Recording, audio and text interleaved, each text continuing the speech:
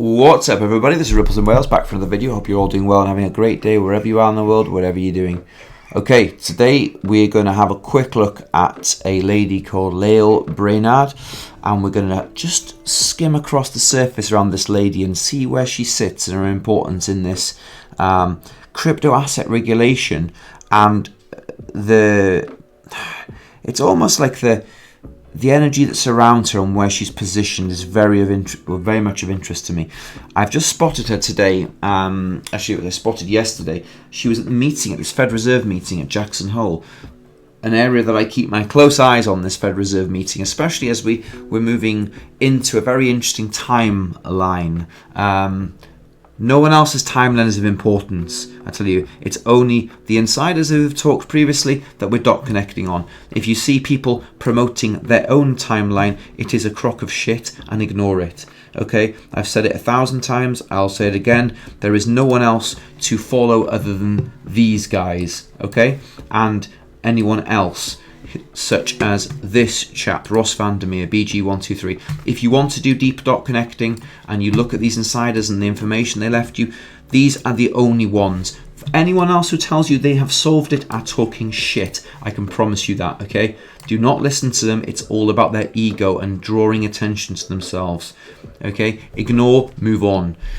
Right, let's dig in. That's not a dig, it's just I've just heard so much in the space over the past 4 years of people. I don't know anything. Assume I know nothing in this space, and please all do your own research. I am not a financial advisor. This is not financial advice. It's me just doing some dot connecting with you all. Right, on to this. This lady here, yeah, Lael Brainard. Very, very important meaning. This picture just, I think it was yesterday at Jackson Hole at the Fed Reserve meeting. Some very interesting news, like, you know, all eyes are on the Fed at the minute, and the stock markets have taken a bit of a whipper, I believe, over the past 24 hours because of hawkish news. Just some sort of small articles I found. US stocks may not be ready for hawkish Powell at Jackson Hole. Powell's pivotal speech Friday could see a marked shift from what he's done in the past. Fed chair may leave door open to higher interest rates in Jackson Hole speech. Powell at Jackson Hole, Fed inflation campaign and final steps. US Fed Chair Jackson Hole, what to expect from Jerome Powell's speech. So there's a lot of interesting news around him anyway, and it's an interesting place we've talked about. We talked about the level playing field before in the previous video and how it has an interesting connection. There was a great article here about the level playing field, and this was an article. It was a post by Notorious. I'm just going to play this little clip, if it'll play. Okay, hold on. This is all the people who have mentioned the level playing field. Currency devaluations. I've been complaining about that for a long time. And from our amazing guy, Notorious. We will all eventually, and probably very much sooner than a lot of people understand or think, we will be all at a level playing field. And the liquidity in digital assets could be applied to actually make that much more democratized and a level playing field. Do the new regulations favor traditional banks, maybe in the same way? No, this is intended to be a level playing field, whether you're MoneyGram or you're a bank or you're an online or you're PayPal. This is intended to be a level playing field. But the Secretary is right that at the core, the fundamental financial regulations around KYC or Know Your Customer or AML, anti-money laundering, there has to be a level playing field both for new entrants as well as legacy entrants. And I think that's really, that I think is a fair playing field for everyone to play within. Level playing field. A level playing field. A level playing field. IMF. Do you see IMF holding crypto assets in the future? I did not put that up there. Remember, I'm from the legal department. I'm supposed to be very conservative about these things. I don't want to go into great details about Maybe I should take what the IMF. Do you remember that clip? Oh, wow. Space, we'll use a phrase that you may be familiar with. There's Bitcoin and then there's shitcoin. Are you familiar with that phrase and what? Anyway, we'll leave it at that. This is Notorious. He always puts out fantastic clips. Right, so you've heard tons of people talk about the level playing field. And we've seen this lady here at Jackson Hole. Her name is Lael Brainard. She's a big hitter. She's now the Director of National Economic Council. She was the 22nd Vice Chair of the Federal Reserve.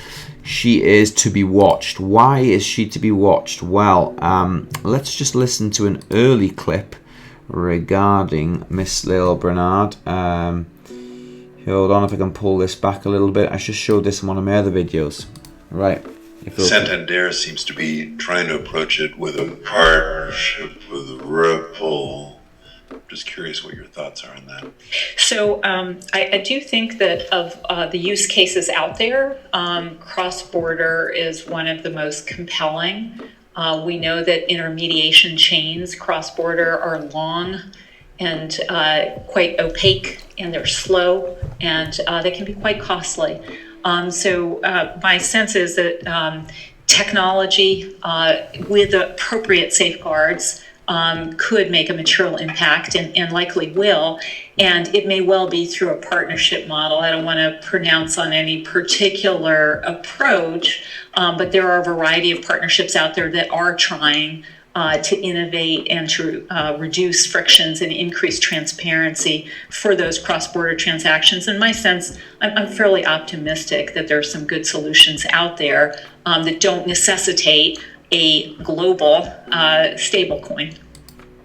So she's very positive in her outcome that there's going to be a technological solution between a public and a private sector that will ease the gap that seems to be falling short in the cross-border sector, and that doesn't require them to move to a global stablecoin, which would have been the Libra of Facebook. Remember, this is 2019. Facebook was the earth-shattering event in that time. So we heard her talking about this. So she's a person to really take note of. I found a couple of other videos as well, but either one, I think this particular one by the Working Money channel, and it was, this was Crypto Eri, an amazing researcher in the space. Biden to name Fed Reserve Vice Chair Lael Brainard as his top economic advisor. Her July crypto speech digital assets is very positive with high guardrails. So I think he's got a little clip of playing her in it. Is he? Maybe not. He does go on to mention about her. Yeah, there is a little clip here. I'm going to try and move to that. Yeah, the currency that is backed by the full faith and credit of the U.S. government naturally provides interoperability between different platforms. And so in that kind of a world, you'd still have a digital asset that would have the backing of the U.S. government and therefore would naturally be that kind of neutral settlement asset layer. And different stablecoins could then, have different attributes and be part of different ecosystems. So Lael Brainard here saying that there's... Wow. Okay, that's just enormous. Sorry. Hi. No, not hi. Buzz off. What the hell. Right, so that is huge. We've heard her in 2 clips already talk about this public-private partnership using the word interoperable and cross-border payments and friction. She's now the National Director of the Economic Council of Americas. She has connections to all the Federal Reserve people, right? I don't need that open. There's a couple more videos. I don't know how quite apt these other ones are. So we know she's just a force to be reckoned with. That was the same as the other one. Is there another one on this? Covering, which is the implosion of another firm in the crypto market, FTX and Sam Bankman-Fried's empire there. And in a speech in July, you were looking at the crypto market and at that time thought that, there weren't signs that there was so much interconnectivity yet between crypto firms and the broader financial market to imply a systemic risk. How has your view changed given what's happened in the past week? Yeah, so I don't think my view has fundamentally changed. First of all, it is really concerning to see that retail investors are really getting hurt by these losses. And it is also the case that despite a lot of hype, you heard a lot about how decentralized these markets are and how innovative and different. It turns out they're highly concentrated, highly interconnected, and you're just seeing a domino effect. Failures from one platform or one firm spilling over elsewhere. And it reinforces, I think, this need to make sure that crypto finance because it is no different than traditional finance in the risks that it exposes investors to, needs to be under the regulatory perimeter. And it's precisely these issues of interconnectedness, leverage, liquidity that are traditional financial risks, and consumer protection, retail protection. We really need to make sure that that environment has the appropriate regulatory guardrails, whether it's... Let's just pause there for a minute. Appropriate regulatory guardrails. So, she's like a little cop on the beat. You know, she's coming in. She's talking about this. Now, the other thing that we've got to keep an eye on when we talk about regulations, other than Miss Brainard's stance on things, we know she's the director of the National Economic Centre in the US, but we also know that G20 are set to crystallise or begin to crystallise crypto regulations as India wraps up presidency. So the G20 is an enormous organisation of nations, both developed and developing, and they've got a leaders summit in September, and they want to get crypto regs under the way. Now, we've seen this again before, but this is the 18th G20 Heads of State Government Summit in New Delhi. Will be a culmination of all the G20 processes and meetings held out through the year among ministers, senior officials and civil societies. This is the one to watch. They're going to go through, look at the crypto regs. Now, the other day we saw that, I think it was BG123, yes it was, bearable. Let's have a look at this guy, 123. I told you before that my eyes were on this regulation molasses jar. And why were they on the molasses jar? Because I understand this guy's timeline very well right now. It's not financial advice, but I was on this, and this is not so much about, remember, this is not just about XRP. The regulation molasses jar is about whole bloody space, okay? But you can see that the jar of regulation molasses is holding the lid closed, and the metaphor on this is that off the bookshelf, the jar's going to fall and the lid's going to come off, which means the price is going to expand, most likely. Not financial advice. I am not a financial advisor. This is not financial advice. Me talking about a bear with a cartoon hat. Right. So we've got the regulations stuff, and this played out almost 4 years to the day.